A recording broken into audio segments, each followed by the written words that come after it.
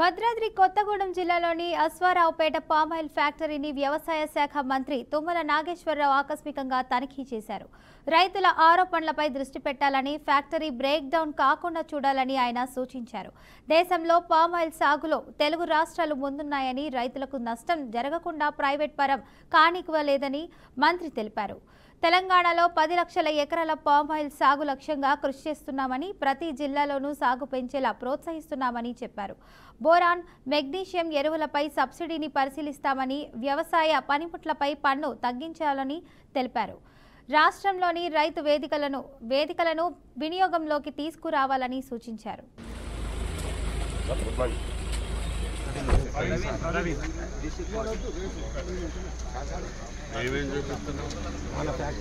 వాళ్ళు ఏంటంటే ఆ రోజు పండించుకునేది మనకు మాదిరి గతంలో మాదిరి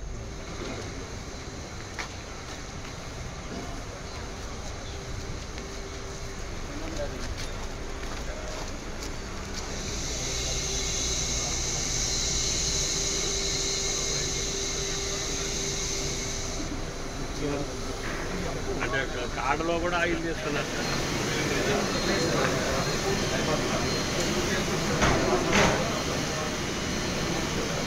మీ ఏరియా వరకు ముందు కాంపౌండ్ చేయండి.